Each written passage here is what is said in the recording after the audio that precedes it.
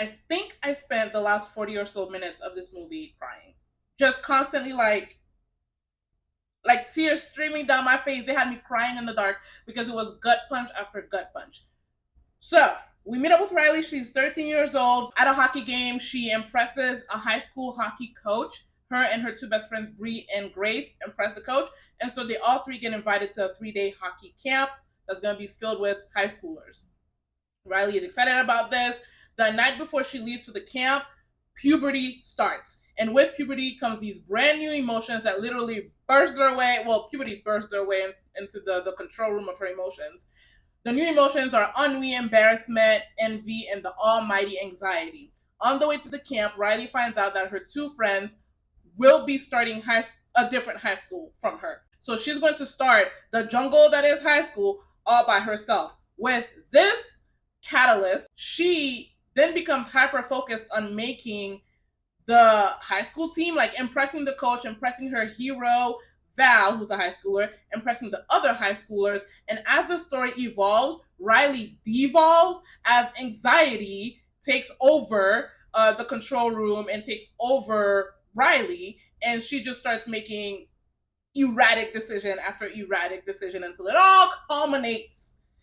So let's talk about it. One of the things Inside Out 2 shows us is that you're not yourself when anxiety is running the show. Riley immediately becomes whoever Val and Val's friends think she is. They think she's from Michigan, then she's gonna be from Michigan. Her perception of herself is off. Her perception of possible scenarios is off. And so her decision making is off. The emotions in this movie are universal, of course. Riley is our avatar, very good three-dimensional character. She's our avatar. But the thing is that even though, things wrap up at the end of the movie, as they will, because it's Disney Pixar, we know that she will go through many things in her life that will throw her emotions off balance, which is why I chose this poster, Big Changes, New Emotions, because that's it right there. So this time the catalyst was her friends are going to a different high school, and so her future is uncertain. The continuation of the friendship is uncertain.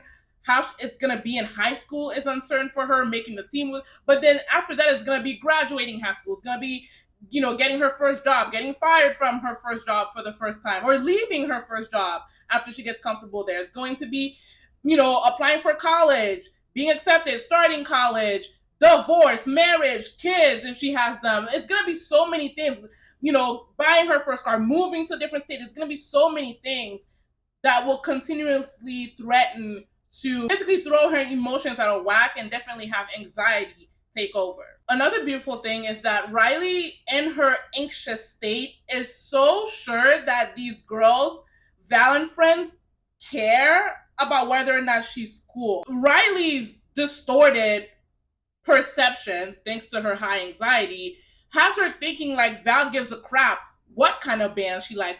Granted, they say some things just because they're high schoolers, they're also immature. They say some things, some snide things that, like, due to the state that Riley is already in and how vulnerable she already is, has her just running with, what she thinks they mean and what she thinks they're saying. And still, like, the girls simply do not care that much about her making the team here and now, or like it's just cool enough for them that she's here.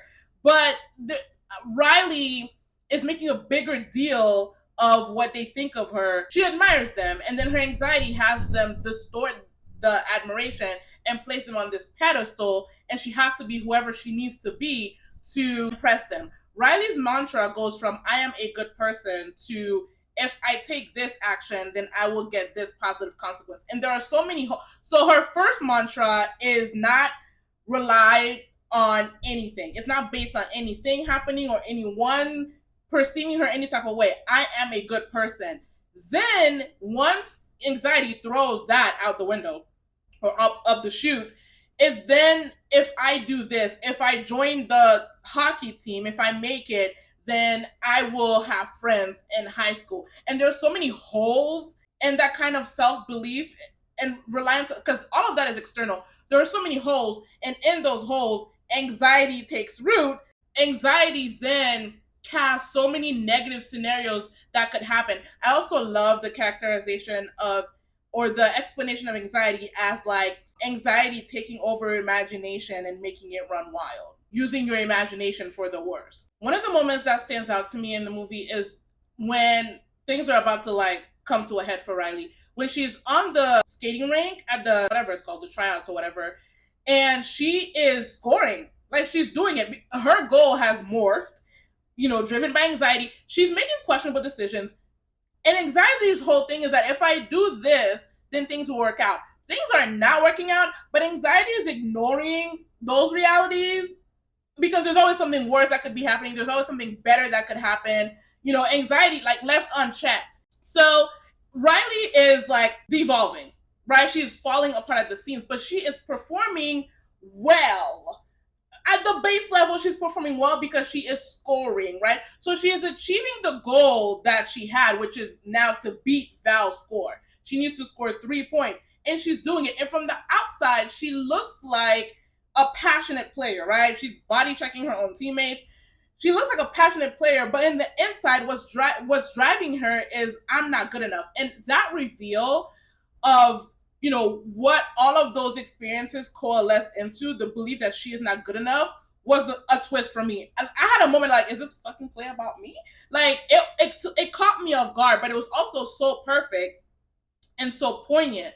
And that moment of her like performing so passionately and so well on the ring, and yet having that debilitating thought driving her, it was just such a perfect flash of functional anxiety at play, which again is a lot of something that a lot of adults can relate to, a lot of like ambitious adults can relate to. Another thing that hit me was when anxiety lost control. When anxiety was running rampant, even anxiety couldn't move.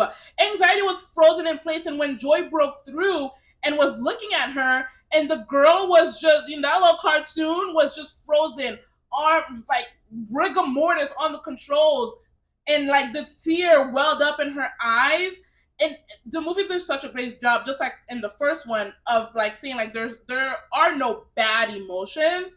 It's about balance, which is why again it hit me, touched me dearly when Riley's new belief about herself was a combination of everything. I am a good person, I'm selfish, I'm impatient, I am mean, I'm not good enough, like it was everything. It's something that is mutable. It's not the stiff I'm a good person, one dimensional.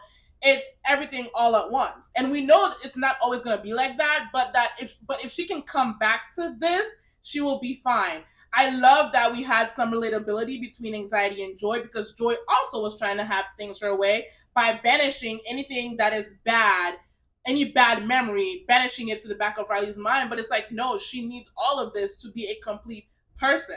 The emotions by themselves are one-dimensional, but when you put them all together, you get a complex, interesting person. The only bad thing I have to say about this movie, which I don't know if you can guess, but the only bad thing I have to say about this movie is its treatment of the one male character that we have. It was very disappointing to get to the end and get into the husband's thought, and I think this happened in the first movie as well. You get this movie about this complex girl and the mom, and then when we flash into the mind of the dad, it's like it's literally nonchalance and ennui. He's worried like, oh, she went away for 3 days and she just says it was fine. Oh well, back to the game. Like Barbie would weep. You know what I mean? Like let's allow boys and men these complex emotions as well. That was a real letdown, but I still give the movie a 5 out of 5.